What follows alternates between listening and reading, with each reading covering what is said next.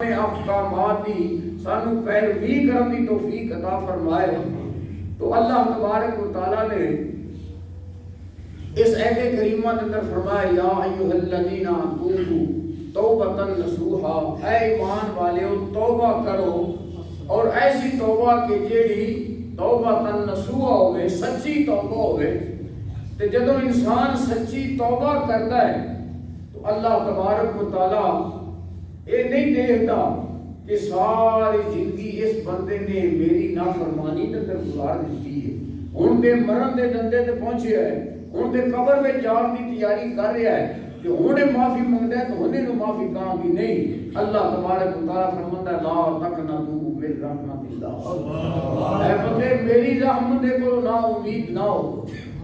مردے دم تک بھی جدو بھی بندہ او دی بارگاہ دے اندر سچی توبہ کرے، اللہ تبارک و تعالیٰ او دی توبہ قبول فرمائے۔ توبۃ نصوحا پہلے دور کے اندر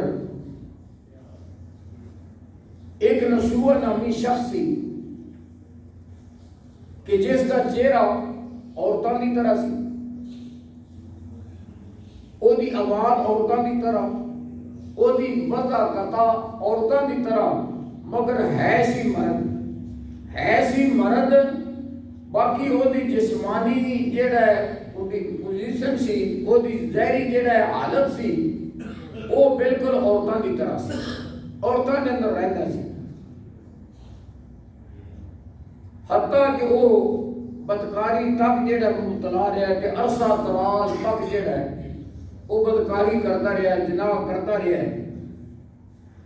حتیٰ کہ بادشاہ دیاں بیٹیاں تک بھی اس نے ایک برا عمل جیڑا ہے یہ اپنایا ہے، کیتا ہے، کیونکہ وہ بارے کسی نے کوئی شک و شبہ نہیں سی ہوتا۔ تے دل میں کئی باری توبہ بھی کیتی، مگر خبیث نفس وہ دے تے غالب سی، پھر توبہ توڑ دینا، بدکاری دے کرم تے اتر آنا۔ اس طرح ایک دن ایک بزرگاں دی بارگاہ دے اندر حاضر ہویا، اللہ والے جڑے نا انہاں دی زبان تو جڑے الفاظ نکلتے انہاں دی تاثیر بڑی ہے۔ اللہ والے دی بارگاہ دے اندر حاضر ہویا تے دعا دے واسطے طلبگار ہویا کہ میرے واسطے دعا فرمائی جائے۔ اللہ والے جڑے نے وہ بندیاں دے حالات تو واقف ہوتے ہیں، صرف وہ اللہ دی مخلوق دے عیباں نو فاش نہیں کرتے، وہ پردہ پاتے، کیونکہ اللہ تعالیٰ دی ذات اپنے شان ستاری کے نال ساڈے عیباں دے اوپر اس نے پردہ پایا ہے۔ یہ سرکار دا صدقہ ہے، ورنہ پہلیاں قوماں جدوں کوئی گناہ سر زد ہو جاتا ہے انہاں دے چہرے تے لکھیا جاتا ہے کہ اس بندے نے یہ گناہ کیتا ہے، انہاں دے دروازے دی چوکھٹ تے لکھیا جائے گا کہ اس بندے نے یہ گناہ کیتا ہے، اس نے رات نو چھپ کے کیتا ہے یا دن نو کیتا ہے، انہاں دا گناہ ظاہر ہو جاتا سی۔ اے سرکار دا صدقہ ہے کہ اسی دن بھی گناہاں دے اندر، رات بھی گناہاں دے اندر گزار دینے ہاں، مگر رب قدوس نے اپنے محبوب دے صدقے ساڈے گناہاں تے پردہ پایا ہے، اپنے شانی ستاری دے نال اس نے ساڈے عیباں چھپایا ہے۔ وہ بزرگ اس دے حالات تو واقف نہیں، مگر پردہ فاش نہیں فرمایا، اتنا فرمایا کہ اللہ تعالیٰ تینوں توبہ دی توفیق بخشے، اتنے لفظ فرمائے۔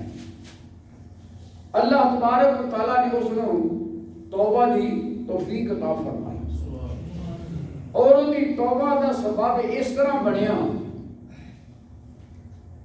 کہ جس حمام کے اندر جا کے عورتاں کٹھیاں ہوندیاں نے، غسل کردیاں نے، بادشاہ دی بیٹی بھی اتنے گئی ہے، باقی کافی عورتاں نے، وہ نصوح نامی شخص بھی اتنے موجود ہے۔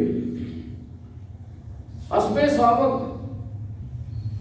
جس طرح پہلے بیبیاں جاندیاں نے اسی طرح ہن بھی گئی ہیں کہ حمام دے اندر اس بادشاہ دی لڑکی دا، شہزادی دا ایک بڑا قیمتی موتی گم ہو گیا. اس موتی نو تلاش کیتا کافی سارا مگر کسی کو نہ ملیا. اور نال ہی جدو موتی گم ہوا تو انہوں نے حمام کا دروازہ بند کر دیتا کہ اندروں کوئی بھی بندہ باہر نہ جائے, کوئی بھی عورت باہر نہ جائے. تلاشی لے گئی, کوئی نہ ملیا. آخرکار فیصلہ یہ ہویا کہ عورتوں کے کپڑے اتار کے انہوں کی تلاشی لئی جائے. جس وقت ایک گل سنی تو وہ نسو نامی شخص جڑا ہے بڑا گھبرایا, پریشان ہویا کہ میں ماریا جاواں گا, میرا پردہ فاش ہو جائے گا تو بڑی ذلت رسوائی ہوئے گی. جس وقت تلاشی شروع ہو گئی موتی کوئی نہ ملیا. آخرکار کیوں نہ کہ نسو دے بھی کپڑے اتارو, اتار کے بھی تلاشی لو. اور اکثر عورتوں شخصی کی یہ کول موتی. اور جب اس نے اپنا نام سنیا ٹہر پیا, بے ہوش ہو گیا, بے جان پیا زمین اتے. اور اچانک اللہ تعالیٰ کی رحمت دیکھو کہ شور پہ گیا, موتی مل گیا, موتی مل گیا. اس نسو نامی کی جان دے وچ جان آ گئی اور اللہ کی بارگاہ کے اندر یہ التجا کرتا ہے کہ مولا آج میرا پردہ رکھ لے, میں بڑی باری توبہ پنی اپنی, آج میرا پردہ رکھ لے تو میں سارے گناہاں تو سچی توبہ کر سکتا. آج میرا پردہ رکھ لے کیونکہ اگر میں بڑی باری توبہ پنی ہے. میاں صاحب بھی فرماتے نا, لاکھ باری میں توبہ پنی تو ہویا بھی دوبارہ, پھر بھی در تیرے دا مولا میں آسا رکھن والا. تو کہنا مولا آج میرا پردہ رہ جائے تو میں سارے گناہوں تو توبہ کر رہا ہوں. اللہ کریم نے خدا پردہ رکھ لیا.